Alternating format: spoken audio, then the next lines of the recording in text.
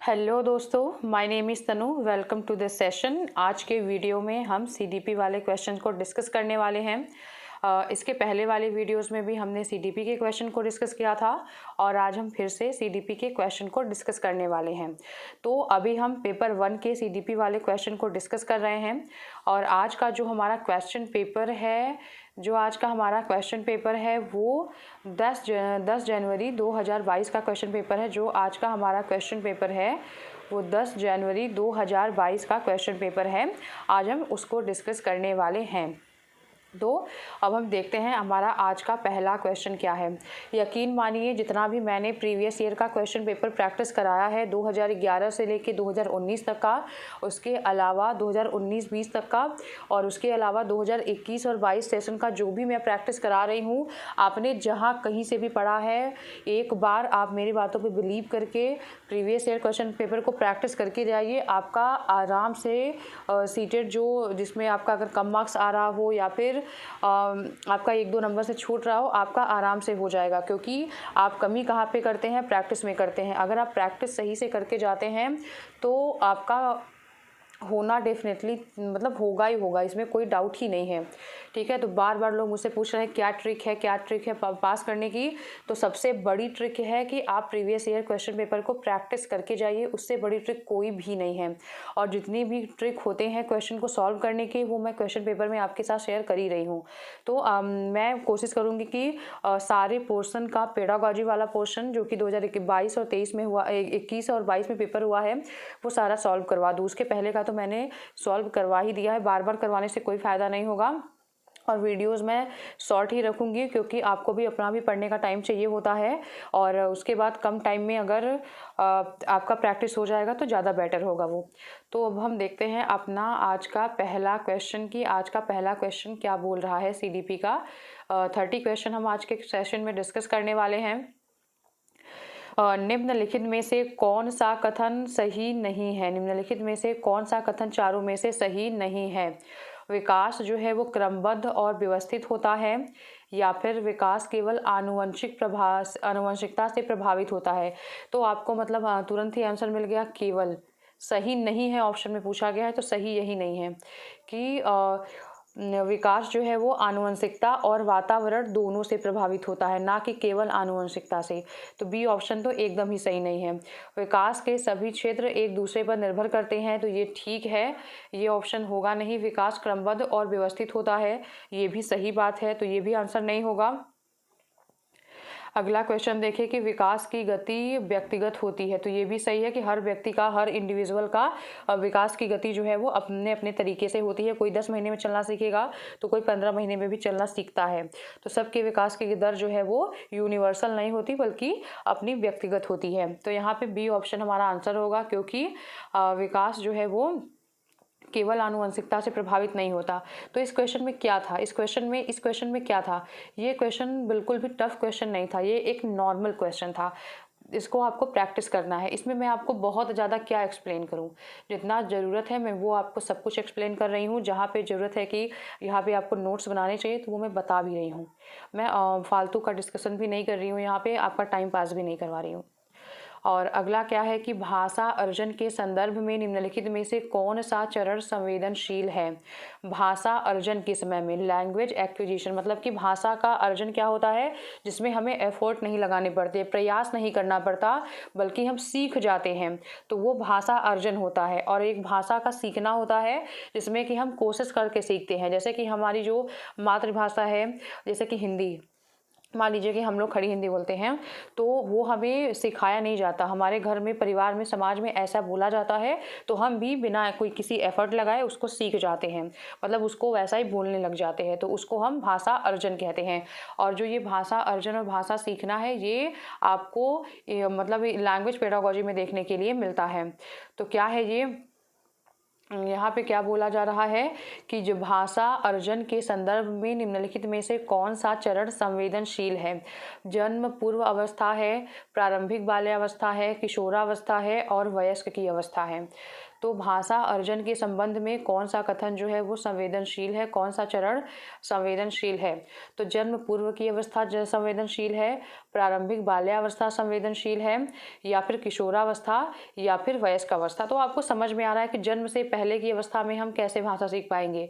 तो ये तो बिल्कुल मतलब ही का ही नहीं है। प्रारंभिक बाल्यावस्था जो होती है, जो अर्ली चाइल्डहुड की स्टेज होती है, यहाँ पे भाषा सीखने की, भाषा को अर्जित करने की सबसे संवेदनशील चरण ये होती है प्रारंभिक बाल्यावस्था। ये क्वेश्चन प्रीवियस ईयर में अगर आप देखेंगे 2011 से लेके 20 तक का मैंने क्वेश्चन पेपर करवाया है, अगर आप वहाँ पे देखेंगे तो ये क्वेश्चन बहुत बार अनलिमिटेड टाइम पूछा गया है कि भाषा अर्जित करने का सबसे संवेदनशील चरण कौन सा है? तो प्रारंभिक बाल्यावस्था है। इसको आपको याद करके रखना है। जिसको नहीं पता है वो याद करके रखिए, जिसको पता है उसको तो पता ही है, लेकिन अगर जिसको नहीं पता है वो भाषा अर्जन के संदर्भ में सबसे संवेदनशील चरण क्या है? प्रारंभिक बाल्यावस्था, अर्ली चाइल्डहुड। आपको ये याद करके अच्छे से रखना है। ये एक अर्ली चाइल्डहुड की विशेषता ही है। अगर मैंने जो विकास वाला चैप्टर पढ़ाया है वहाँ पर भी मैंने बताया है। जिन्होंने उस वीडियो को नहीं देखा है वो यहाँ से इसको नोट कर सकते हैं। और अगला क्वेश्चन है कि यही सब क्वेश्चन है जो प्रीवियस ईयर में बार बार रिपीट हो रहे हैं। अगला क्वेश्चन क्या है कि अगला क्वेश्चन अगर हम देखें कि परिवार और आस पड़ोस बच्चों के समाजीकरण के द्वितीय कारक हैं। तो पिछले क्वेश्चन पेपर में भी मैंने आपको बताया था, इस क्वेश्चन में भी मैं बता रही हूँ। जितने भी क्वेश्चन मैं करवा चुकी हूँ पेपर, उतने क्वेश्चन पेपर में ये क्वेश्चन तो जरूर से जरूर एक बार आया हुआ है। तो समाजीकरण के द्वितीय कारक, प्राथमिक कारक तो परिवार है, आपको पता है। तो परिवार यहाँ पे है, ये आंसर होगा नहीं। परिवार यहाँ पर भी है, ये भी आंसर नहीं होगा। अब देखिए अगला क्या है कि स्कूल और धर्म बच्चों के समाजीकरण के द्वितीय कारक हैं, या फिर धर्म और अभिभावक। तो अभिभावक जो होता है वो भी परिवार में ही आ जाता है, इसलिए अभिभावक भी हमारा यहाँ पे आंसर नहीं होगा।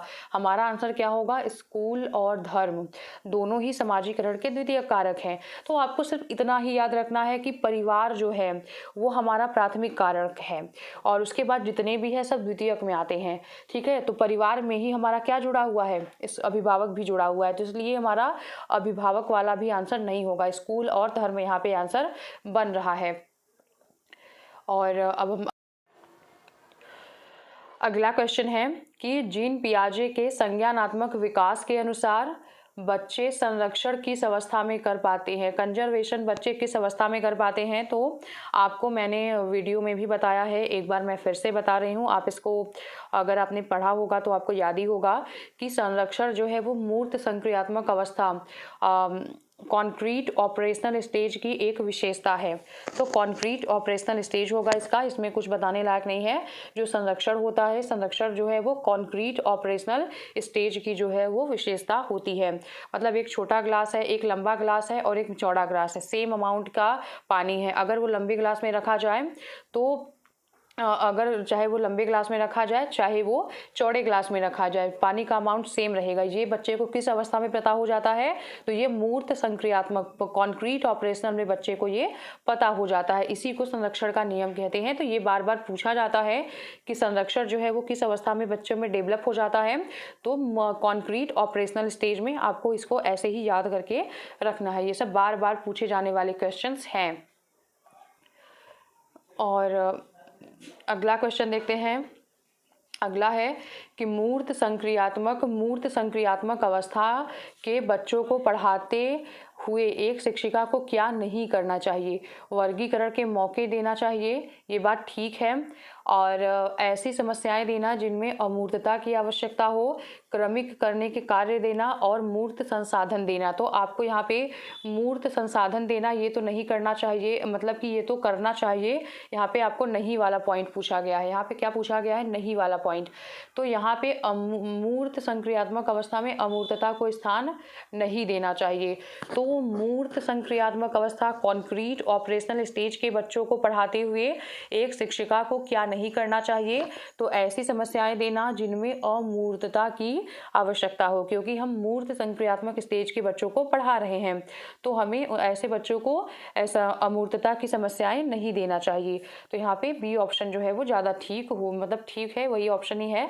वर्गीकरण के मौके देना तो इसको देना चाहिए, और क्रमिक कार्य करने के अवसर देना इसको भी देना चाहिए, और मूर्त संसाधन देना इसको भी देना चाहिए। और अगला क्वेश्चन देखते हैं कि 4 से 5 साल की उम्र के बच्चे अक्सर अपने आप से बातचीत करते हैं। लेव वाइगोत्स्की के अनुसार यह वाक्य क्या होती है। तो ये क्वेश्चन मतलब बार बार पूछा गया है, पिछले क्वेश्चन में पेपर में भी पूछा गया, इसमें भी पूछा गया कि 4 से 5 साल के उम्र के बच्चे अक्सर अपने आप से बातचीत करते हैं। लेव वाइगोत्स्की के अनुसार यह वाक्य जो है वो आत्म केंद्रीयता को दर्शाता है। बिल्कुल भी नहीं, ये पियाजे के अकॉर्डिंग है, ना कि लेव वाइगोत्स्की के अकॉर्डिंग। अगर पियाजे के अकॉर्डिंग पूछता तो पहला आंसर होता कि यह आत्म केंद्रीयता को, ईगोसेंट्रिज्म को दिखाता है। उनके संज्ञात्मक विकास में बाधा डालता है, बिल्कुल ही गलत है, क्योंकि ये उनको बढ़ावा देता है। उनके सामाजिक विकास में बाधा डालता है, ये भी बिल्कुल ही गलत है, क्योंकि ये उसको मतलब हेल्प करता है। जो लेव वाइगोत्स्की के अनुसार खुद से बातचीत करना जो होता है उनको अपनी सोच नियमित करने में मदद करता है। ये क्वेश्चन जो है वो बहुत बार पूछा गया है। अगर आपने 2011 से 19 तक का प्रैक्टिस किया होगा तो आपको बहुत बार मिला होगा, और उसके बाद अगर जो मैंने 2021-22 का पेपर प्रैक्टिस करा रही हूँ उसमें भी आपको कई बार ये क्वेश्चन देखने को मिला होगा। तो ये सब क्वेश्चन तो आपको एकदम अच्छे से याद हो जाने चाहिए थे अभी तक। और अगला है कि निम्नलिखित में से किसने जोर दिया कि व्यक्तिगत विकास को सामाजिक और सांस्कृतिक संदर्भ के बिना नहीं समझा जा सकता है। तो व्यक्तिगत विकास को सामाजिक और सांस्कृतिक संदर्भ के बिना नहीं समझा जा सकता है। तो ये किसने कहा है। तो सामाजिक और सांस्कृतिक संदर्भ की बात करता कौन है, लेव वाइगोत्स्की ही तो करते हैं। लेव वाइगोत्स्की ही तो करते हैं। इसमें तो किसी और की कोई बात ही नहीं है। जहाँ पे सामाजिक सांस्कृतिक संदर्भ की बात आए तो वहाँ पे कौन आता है, लेव वाइगोत्स्की आपको देखने के लिए मिलते हैं। उसके बाद जीन पियाजे ने ऐसा नहीं कहा, स्किनर ने भी नहीं कहा, और लॉरेंज कोहलबर्ग ने भी ऐसा नहीं कहा। 8वां नंबर वाला क्वेश्चन है, लॉरेंज कोहलबर्ग के अकॉर्डिंग लॉरेंज कोहलबर्ग के द्वारा प्रतिपादित नैतिक विकास के किस स्तर पर व्यक्ति यह तर्क देते हैं कि केवल समाज ही तय करता है कि क्या करना सही है और क्या करना सही नहीं है।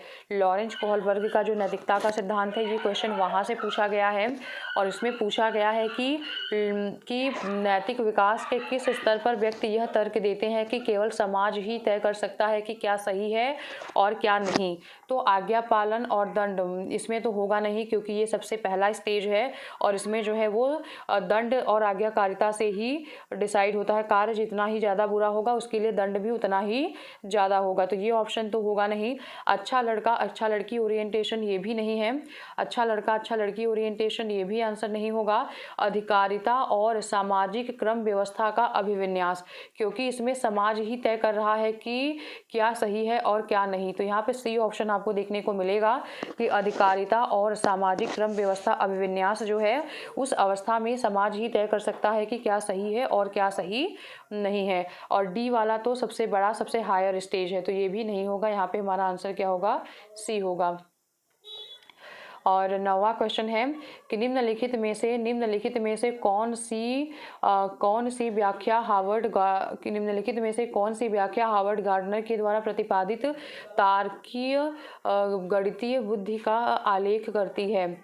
तो हार्वर्ड गार्डनर से ये क्वेश्चन पूछा गया कि तार्किक गणितीय बुद्धि का आलेख करती है। मानव अस्तित्व के मामलों पर सोचने का सामर्थ्य और संवेदनशीलता, ध्वनि व ताल के प्रति संवेदनशीलता, स्थानों के पैटर्नों को पहचानने व उनमें फेरबदल करने की क्षमता, समस्याओं को तर्कपूर्ण तरीके से विश्लेषण करने व मसलों की वैज्ञानिक दृष्टिकोण से विवेचन करने की क्षमता। तो तार्किक गणितीय बुद्धि की बात आ रही है। तो मानवीय अस्तित्व के मामलों पर सोचने विचारने की संवेदनशीलता बिल्कुल नहीं। ध्वनि का ताल मतलब ये म्यूजिकल इंटेलिजेंस है ये। और मानव अस्तित्व के बारे में एग्जिस्टेंशियल मतलब अस्तित्ववादी सोच है ये। और उसके बाद स्थानों के पैटर्न को पहचानने व उनमें हेरफेर करने की क्षमता। यहाँ पे डी ऑप्शन आपको दिख ही रहा है कि समस्याओं को तर्कपूर्ण ढंग से समस्याओं को तर्कपूर्ण तरीके से विश्लेषण करने व तर्कपूर्ण ढंग से विश्लेषण करने व मसलों की वैज्ञानिक दृष्टि से विवेचन करने की क्षमता। तो यहाँ पे डी ऑप्शन होगा कि तार्किक गणितीय बुद्धि जो होती है, हार्वर्ड गार्डनर के अनुसार ऐसे लोगों में जिसमें तार्किक गणितीय बुद्धि होती है वो समस्याओं को तर्कपूर्ण तरीके से विश्लेषण कर पाते हैं, वह प्रॉब्लम्स की वैज्ञानिक दृष्टि से विवेचन करने की क्षमता भी रखते हैं। तो डी ऑप्शन यहाँ पे क्या होगा, यहाँ पे डी ऑप्शन जो होगा वो बिल्कुल सही होगा। अगला क्या है कि एक प्रगतिशील कक्षा में अधिगम क्या होगा। एक प्रगतिशील कक्षा में अधिगम अंतःक्रिया संवाद के द्वारा होता है, शिक्षकों के से अधिगमकर्ताओं के द्वारा एक तरफा प्रसारण के रूप में होता है, निष्क्रिय अभिग्रहण के द्वारा होता है, केवल अधिगमकर्ताओं की जिम्मेदारी व शिक्षकों की कोई भूमिका नहीं होती है। तो एक प्रगतिशील शिक्षा में अंतःक्रिया व संवाद के द्वारा होता है, शिक्षकों से अधिगमकर्ताओं के द्वारा एक तरफा प्रसारण के रूप में होता है। ये तो बिल्कुल ही नहीं होगा, क्योंकि प्रगतिशील शिक्षा में जो है वो संवाद होते रहते हैं, ना कि एक तरफा प्रसारण होता है कि सिर्फ टीचर ही बोले और बच्चे जो है वो पैसिव रहें। तो बच्चों को भी यहाँ पे एक्टिव होना होता है, बच्चों को बल्कि ज़्यादा एक्टिव होना होता है प्रगतिशील से कक्षा में। निष्क्रिय अभिग्रहण बिल्कुल भी नहीं, बच्चा जो है वो एक्टिव लर्नर की तरह काम करेगा, ना कि पैसिव लर्नर की तरह वहाँ पे काम करेगा। और केवल अधिगमकर्ता, तो केवल आपको एक कीवर्ड मिल गया कि ये ऑप्शन तो होगा नहीं।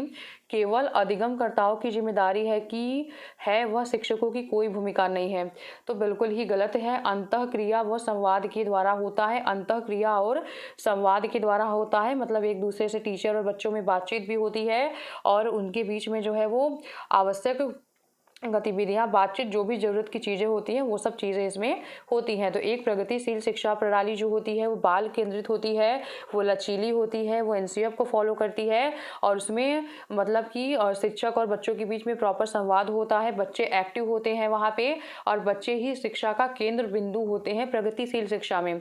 तो ऐसे प्रगतिशील कक्षा में अंतःक्रिया होता है और संवाद भी वहाँ पे होता है। वहाँ पे मतलब बच्चों में और टीचर में इंटरेक्शन होता ही रहता है। और अगला क्या है कि गणित के शिक्षकों को लड़कियों से कक्षा में बहुत कम अपेक्षा रखनी चाहिए। तो ये बात तो मतलब इसका तो कोई तुक ही नहीं बैठ रहा। और उसके बाद लड़कियों में गणित को समझने की आनुवंशिक क्षमता ही नहीं होती है। तो यहाँ पे दोनों ही ऑप्शन गलत है। यहाँ पे क्या है, इसमें कोई दिमाग लगाना ही नहीं है। यहाँ पे क्या है, दोनों ही जो है वो कथन और तर्क दोनों ही गलत हैं। तो एक पता नहीं क्या लिख दिया गया उस क्वेश्चन में। अब यहाँ पे आप देखिए NEP 2020 का जो भी हुआ पूरे मतलब बना हुआ है यूट्यूब पे कि क्वेश्चन कैसे आ रहे हैं NEP 2020 से। तो अगर आपने प्रीवियस सेशन को मेरे देखे होंगे तो आपको समझ में आया होगा कि NEP 2020 से क्वेश्चन कैसे पूछे गए हैं। घुमा फिरा के सिर्फ 4-5 क्वेश्चन बन रहे हैं और उसी को आपको अच्छे से याद कर लेना है। 2-4 बातें और याद ले लेनी है कि इसकी समिति कौन थी, कस्तूरी रंगन समिति थी, कितने वर्षों के बाद आई थी, किस शिक्षा नीति को इसने रिप्लेस किया था। ये सब बातें आपको पता होनी चाहिए। लेकिन बहुत नॉर्मल से क्वेश्चन जो है वो बार बार NEP 2020 से पूछे गए हैं सीटेट 2021-22 में। अगर आप देखें कि NEP 2020 भाषा के संदर्भ में किस पर बल देती है, तो ये क्वेश्चन जो है आपको हिंदी पेडागोजी में भी देखने को मिल सकता है, इंग्लिश पेडागोजी में भी देखने को मिल सकता है, संस्कृत पेडागोजी या फिर कोई भी लैंग्वेज पेडागोजी हो, ये क्वेश्चन आपको वहाँ पर भी देखने को मिल सकता है। तो आपको इसको अच्छे से याद रखना है कि राष्ट्रीय शिक्षा नीति 2020 किस पर बल देती है, तो ये बहुभाषिता पर बल देती है। ये एक रटने वाला क्वेश्चन है कि इसमें कुछ समझना नहीं है, इसमें वो बहुभाषिता पर जोर देता है, सिर्फ एक भाषा नहीं मल्टीलिंग्विज्म पे ये जोर देता है, मल्टीलिंग्विज्म पे ये जोर देता है, बहुभाषावाद पर ये बल देता है। ये क्वेश्चन 2 से 3 बार हम कर चुके हैं। और उसके बाद अगला क्या है कि मूल्यांकन का उद्देश्य क्या है। मूल्यांकन का क्या उद्देश्य है, अधिगमकर्ताओं में असफलता का डर पैदा करना। तो ये तो एकदम ही गलत है, असफलता का डर नहीं पैदा करना है हमें बच्चों के अंदर बुरे प्रदर्शन के लिए बच्चों को शर्मिंदा करना बिल्कुल भी नहीं, ये उद्देश्य है ही नहीं मूल्यांकन का। अधिगमकर्ताओं के प्रदर्शन की एक दूसरे से तुलना करना, ये भी बिल्कुल गलत है, हमें तुलना करने के लिए बच्चों को नहीं पढ़ाना है। और अगला क्या है कि अधिगमकर्ताओं को सीखने की प्रक्रिया में मदद करने के तरीके खोजना। तो यहाँ पे बिल्कुल ठीक है, मूल्यांकन का क्या उद्देश्य है, अधिगमकर्ताओं को सीखने की प्रक्रिया में मदद करने के तरीके को खोजना। तो यहाँ पे आपका डी ऑप्शन जो है वो बिल्कुल सही बनेगा। अगला क्या है कि निम्नलिखित में से कौन सा प्रश्न समालोचनात्मक सोच को बढ़ावा देता है। समालोचनात्मक सोच का मतलब क्या है, क्रिटिकल थिंकिंग को कौन बढ़ावा देता है। तो सौर प्रणाली का आरेख बनाओ। सौर प्रणाली का आरेख बनाना ये क्या हमारे सोचने समझने की क्षमता को बढ़ावा दे रहा है, आरेख बनाना नहीं। 328 को 984 से गुणा कर देना। शिक्षा का अधिकार अधिनियम किस वर्ष पारित किया गया, 2009 में पारित किया गया, आपको पता ही है। और किस वर्ष से लागू किया गया, आप इसे कमेंट बॉक्स में कमेंट करके बता सकते हैं।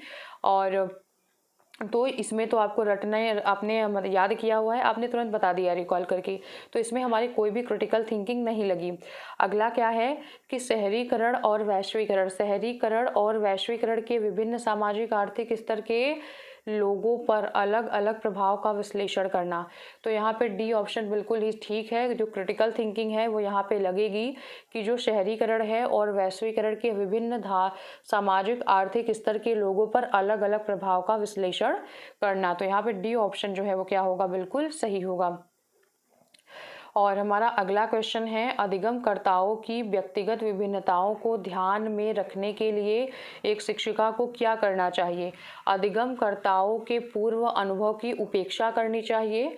व्यक्तिगत विभिन्नता को ध्यान में रखने के लिए मतलब एक क्लासरूम में अलग अलग तरीके के लर्नर होते हैं, हर बच्चे की अलग अलग नीड होती है, अलग अलग तरीके से सोचते समझते हैं, तो उसको ध्यान रखने के लिए एक शिक्षिका को क्या करना चाहिए, अधिगमकर्ताओं के पूर्व अनुभव की उपेक्षा करनी चाहिए। ये एकदम ही गलत है, क्योंकि हमें बच्चों की अनुभव की उपेक्षा नहीं करनी होती है, बल्कि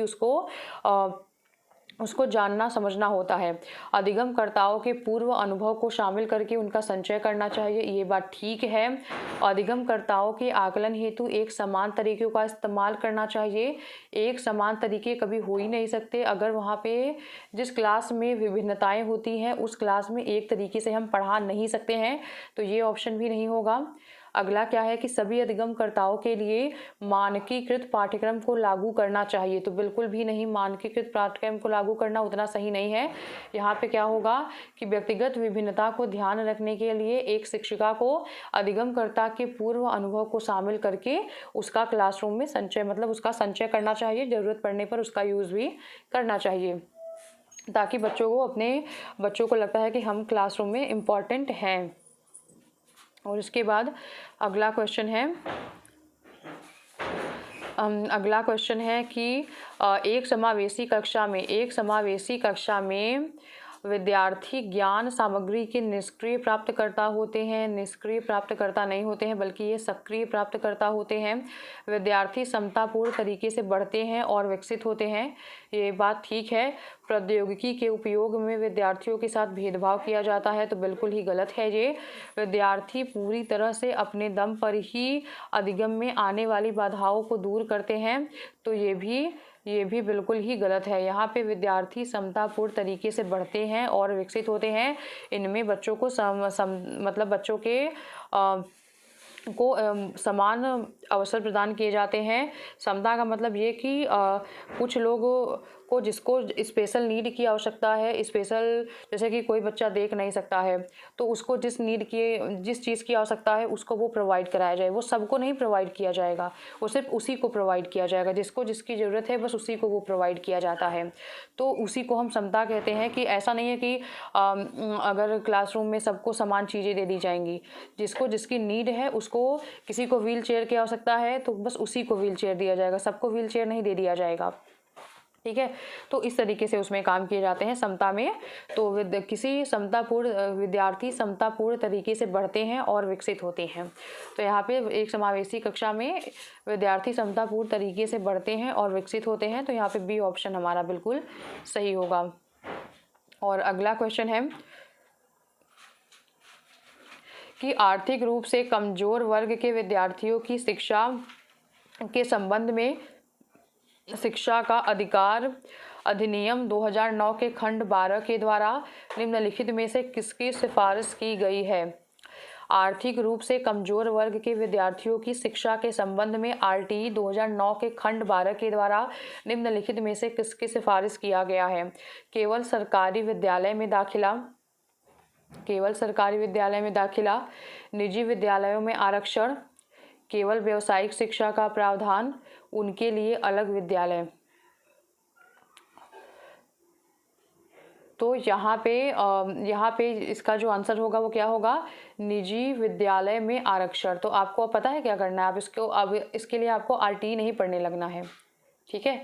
आपको आरटीई नहीं पढ़ने लगना है पूरा, कि बहुत बड़ा डॉक्यूमेंट है ये, अगर आप पढ़ने जाएंगे तो इसको आपको मतलब याद करके रख लेना है कि अगर ये क्वेश्चन दोबारा आए तो आपका गलत नहीं होना चाहिए कि EWS वर्ग के विद्यार्थियों की शिक्षा के संदर्भ में आरटीई 2009 के खंड 12 के द्वारा निम्नलिखित में से खंड 12 में निजी विद्यालय में आरक्षण की व्यवस्था किया गया है, ठीक है। निजी विद्यालय में आरक्षण की व्यवस्था किया गया है और ये एक नया क्वेश्चन था, ये एकदम ही नया क्वेश्चन था। इसके पहले ऐसे क्वेश्चंस नहीं पूछे गए हैं कि आरटीई के खंड से ये क्वेश्चन पहले नहीं पूछे गए थे, इस बार पहली बार क्वेश्चन ये पूछा गया है। लेकिन इसके लिए आपको आरटीई का डॉक्यूमेंट नहीं पढ़ना है, क्योंकि हर एक क्वेश्चन पेपर में नहीं आए हुए हैं ये क्वेश्चन। ये इतने क्वेश्चन पेपर मैंने सॉल्व कराए, ये सिर्फ इसी में आए हुए हैं और हो सकता है कि और में भी आए हुए हों। अगर हम और क्वेश्चन पेपर करेंगे तो देखेंगे ही, लेकिन आप इसको लिख के रख लीजिए, हो सकता है कि दोबारा भी ये क्वेश्चन आ जाए, क्योंकि एक बार तो अब आ ही चुका है ये क्वेश्चन। अगला क्या है, निम्नलिखित में से कौन सी अधिगम अक्षमता गणितीय गणना करने की क्षमता के सीधे प्रभावित होती है। तो डिस्कैलकुलिया, यहाँ तो ये तो मैं आपको बहुत बार बता चुकी हूँ, आपको 5 डिसऑर्डर लिख के रखने हैं। डिस्कैलकुलिया मैथ्स की प्रॉब्लम होती है, डिस्ग्राफिया लिखने के में प्रॉब्लम होती है, डिसलेक्सिया रीडिंग डिसऑर्डर होती है और डिस्प्रैक्सिया जो है वो लैंग्वेज का होता है। डिस्फेजिया जो है वो लैंग्वेज का होता है, डिस्फेजिया जो होता है वो लैंग्वेज का होता है। और जो मैंने आपको बताया है आप उसको लिख कर रख लीजिए, वो आपको बार बार हेल्प करेगा।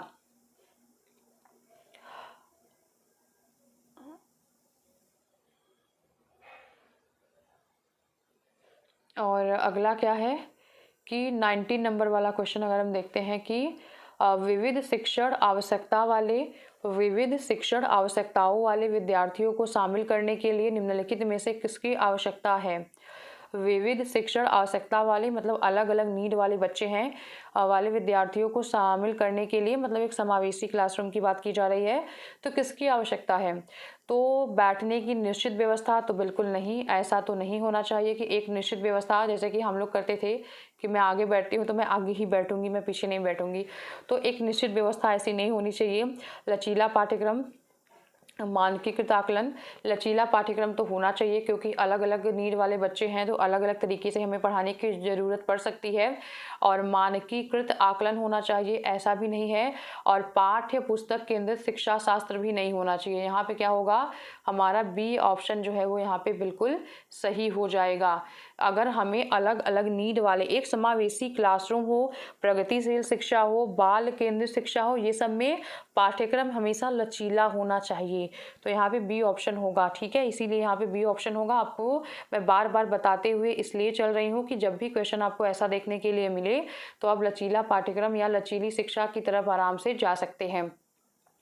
अगला क्वेश्चन है कि प्रतिभाशाली विद्यार्थियों की आवश्यकताओं को पूरा करने के लिए निम्नलिखित में से कौन सी एक प्रभावी रणनीति है। उनसे बहुत ही सरल और आसान प्रश्न पूछें, उन्हें चुनौतीपूर्ण और उच्च क्रम के कार्य सौंपें। प्रतिभाशाली विद्यार्थियों की आवश्यकता को पूरा करने के लिए उन्हें चुनौतीपूर्ण हो सकता है, जानकारी को समझने के लिए अतिरिक्त समय दे, वो प्रतिभाशाली हैं इसलिए वो जल्दी समझ सकते हैं। और अगला क्या है, अगला क्वेश्चन क्या है, उनसे सफलता की कम उम्मीदें रखे। तो यहाँ पे आपको आराम से दिख ही रहा है इस क्वेश्चन का आंसर कि उनसे, जो प्रतिभाशाली बच्चे हैं उनसे चुनौतीपूर्ण और उन्हें उच्च क्रम के कार्य सौंपे जा सकते हैं। इसलिए बी ऑप्शन यहाँ पे क्या होगा, यहाँ पे बी ऑप्शन जो है वो ज़्यादा यहाँ पे सही होगा। अगला क्वेश्चन देखते हैं कि विद्यार्थियों के अधिगम को सुसाध्य करते समय शिक्षक को निम्नलिखित में से किस रणनीति से बचना चाहिए। विद्यार्थियों के अधिगम को सुसाध्य करने के लिए शिक्षक को निम्नलिखित में से किस रणनीति से बढ़ना चाहिए। संकल्पना मानचित्रण से बढ़ना चाहिए, खोजी अधिगम हो गया, सहज अनुमान लगाना, या फिर निष्क्रिय नकल करना। विद्यार्थियों के अधिगम को सुसाध्य करने के लिए निम्नलिखित में से किस रणनीति से हमें क्या है, बचना है। इस वर्ड पे आपको ध्यान देना है। तो निष्क्रिय नकल से हमें हमेशा ही बचना चाहिए। आपको पता है निष्क्रिय नकल का मतलब किसी की कॉपी ले लिया उसका मैं आंसर उसका देख देख के मैं आंसर लिख ली। ब्लैक बोर्ड पे टीचर ने लिखवा दिया, उसको मैं नकल करके अपनी कॉपी में लिख ली, या फिर गाइड ले लिया, उससे मैंने नकल करके लिख लिया। तो ये सब क्या है, ये निष्क्रिय नकल है, इसमें मेरा कोई दिमाग नहीं लग रहा है, मैं इसको देख रही हूँ और छाप रही हूँ, देख रही हूँ और छाप रही हूँ। तो ये इससे हमें हमेशा बचना चाहिए। संकल्पना मानचित्रण, खोजी अधिगम, सहज अनुमान लगाना, इसमें हम अपना माइंड यूज़ कर रहे हैं, लेकिन यहाँ पे हम अपना जरा भी माइंड यूज़ नहीं कर रहे हैं, सिर्फ देख रहे हैं और छाप रहे हैं, देख रहे हैं और छाप रहे हैं। तो हमें इससे बचना चाहिए, एक शिक्षक को इससे बचना चाहिए। और उसके बाद अगला क्या है कि अर्थपूर्ण अधिगम को सुसाध्य करने के लिए सूचना प्रसंस्करण का निम्नलिखित में से कौन सा तत्व सहायक है। मीनिंगफुल लर्निंग से आपने देखा कि हर बार क्वेश्चन आए हुए हैं। तो मीनिंगफुल लर्निंग को सुसाध्य करने के लिए सूचना प्रसंस्करण का निम्नलिखित में से कौन सा तत्व सहायक होगा। गैर संदर्भीकरण, जिसका मतलब संदर्भ जो हम पढ़ा रहे हैं उससे कोई मतलब ही ना हो, तो बिल्कुल गलत है ये। और विस्तारण होना चाहिए, उद्दीपन प्रतिक्रिया अनुबंध होना चाहिए, और रटकर याद रखना, ये तो मतलब होगा ही नहीं। ठीक, तो ये तो बिल्कुल होगा ही नहीं। यहाँ पे आप देख सकते हैं कि उद्दीपक और अनुक्रिया का इसका कोई मतलब ही नहीं है। यहाँ पे विस्तारण होना चाहिए।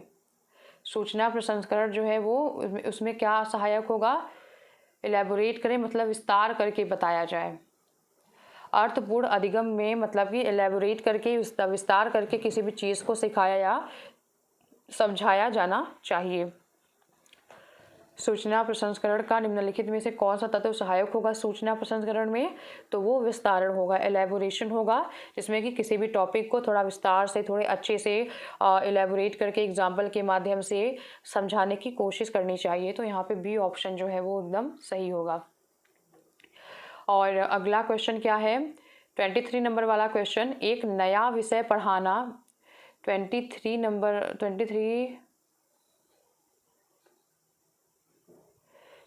नंबर वाला क्वेश्चन क्या है कि एक नया विषय पढ़ाना शुरू करने से पहले एक शिक्षक के लिए यह जानना महत्वपूर्ण है कि बच्चे पहले से क्या जानते हैं। ये बिल्कुल ठीक है कि हमें बच्चों का पूर्व ज्ञान हमेशा ही चेक करना होता है।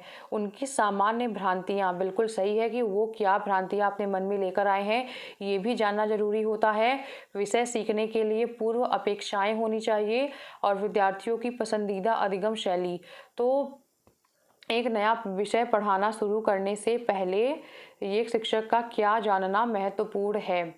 तो एक शिक्षक का क्या जानना महत्वपूर्ण है, तो आपको यहाँ पे समझ में आ ही रहा होगा कि बच्चे पहले से क्या जानते हैं, ठीक है, सामान्य भ्रांतियाँ भी ठीक है, विषय सीखने के लिए पूर्व अपेक्षाएं भी ठीक है, और विद्यार्थियों की पसंदीदा अधिगम शैली भी हमें जानने की कोशिश करनी चाहिए कि विद्यार्थी जो है वो किस मतलब पढ़ाने की शैली से ज़्यादा अच्छे से सीख पाते हैं। उन्होंने, अगर मैं स्टोरी के फॉर्म में पढ़ाऊँ तब वो अच्छे से सीख रहे हैं, या फिर मैं उन्हें घुमा के पढ़ाऊँ, फील्ड ट्रिप कराऊँ, या फिर लोगों से मिलवाऊँ, मतलब किस तरीके से वो ज़्यादा अच्छे तरीके से सीख रहे हैं, मतलब उनसे उनकी अधिगम की शैली जानने की कोशिश करनी चाहिए। तो यहाँ पे चारों ऑप्शन जो है वो बिल्कुल सही है। अगला क्या है कि सीखने के लिए संरचनात्मक उपागम के द्वारा निम्नलिखित में से किसे बढ़ावा दिया जाना चाहिए। प्रतिपादक शिक्षण को बढ़ावा दिया जाना चाहिए, पूछताछ आधारित शिक्षा को बढ़ावा दिया जाना चाहिए, शिक्षण की व्याख्यान विधि को और रटकर याद करने को। तो आपको इसमें समझ में आ रहा है कि संरचनात्मक उपागम में हमें पूछताछ आधारित शिक्षा को ज़्यादा बढ़ावा देना चाहिए, प्रतिपादक शिक्षण को नहीं, व्याख्यान विधि को भी नहीं, रट कर याद करने को भी नहीं, इंक्वायरी बेस्ड मेथड को हमें ज़्यादा बढ़ावा देना चाहिए। तो यहाँ पे बी ऑप्शन हमारा ज़्यादा अच्छा है। 25 नंबर वाला क्वेश्चन देखते हैं कि एक शिक्षिका विद्यार्थियों से उनकी स्वयं की चिंतन प्रक्रिया के बारे में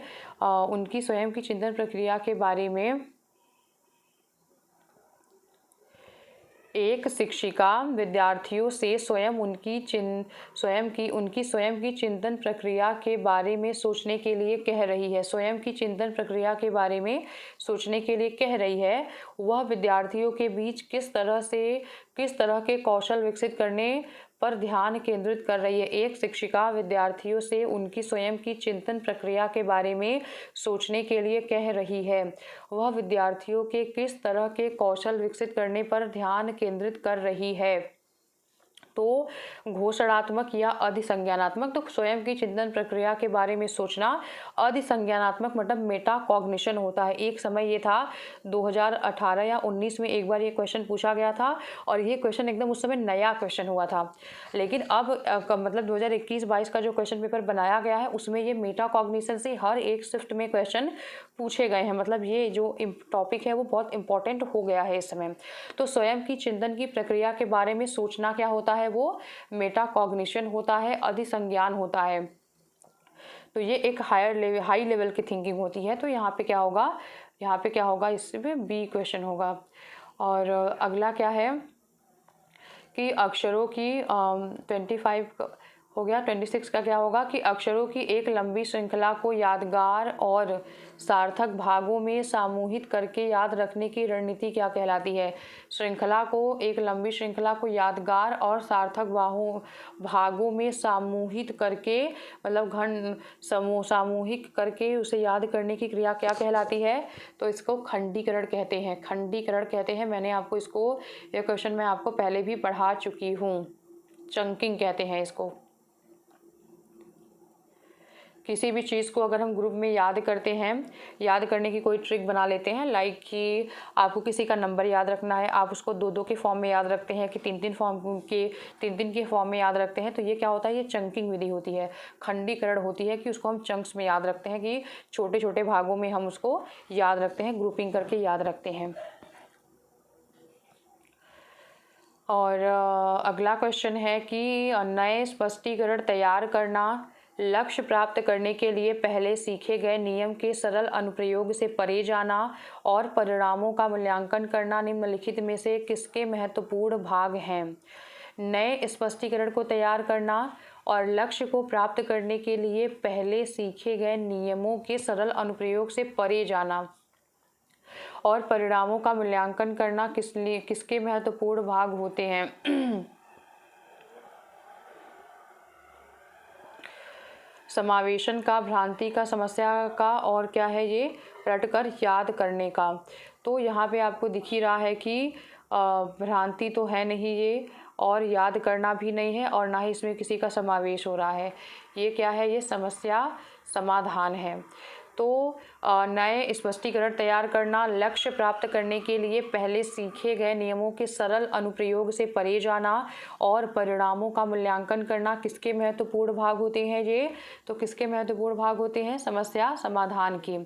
और अगला क्वेश्चन है कि शिक्षकों को किसी भी संप्रत्यय से संदर्भित विद्यार्थियों के द्वारा ग्रहण भ्रांतियों और वैकल्पिक अवधारणा की उपेक्षा करनी चाहिए।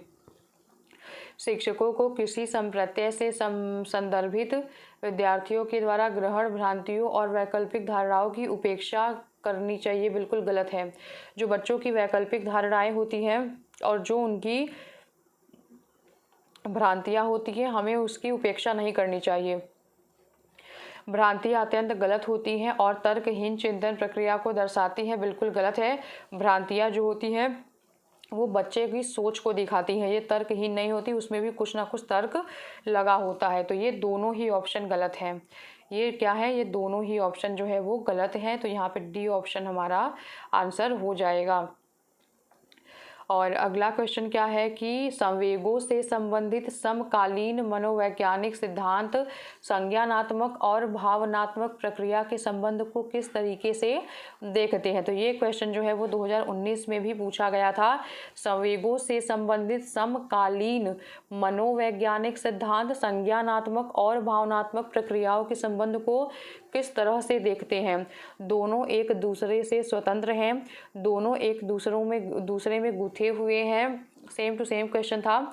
और केवल भावनाएं ही संज्ञान को प्रभावित करती हैं और केवल संज्ञान ही भावनाओं को प्रभावित करते हैं। ये दोनों तो बिल्कुल ही गलत हैं, ये तो आंसर ही नहीं है। और ये एक दूसरे से स्वतंत्र भी नहीं है, ये क्या है, एक दूसरे में गुथे हुए हैं। ये क्या है, ये एक दूसरे में गुथे हुए हैं। संवेग जो है वो भावना को प्रभावित करता है और भावना जो है वो संवेग को प्रभावित करता है। ये दोनों जो है वो एक दूसरे में गुथे हुए हैं, इनका कोई अलग अलग एक दूसरे से स्वतंत्र स्वतंत्र नहीं है। तो यहाँ पे आपको ये अच्छे से याद रखना है कि संवेग और भावना जो है वो एक दूसरे में गुथे हुए हैं। ये कई बार ऐसे आ सकता है कि एक दूसरे पर आश्रित हैं, ठीक है, तो ऐसे भी क्वेश्चन आ सकते हैं। और क्या है कि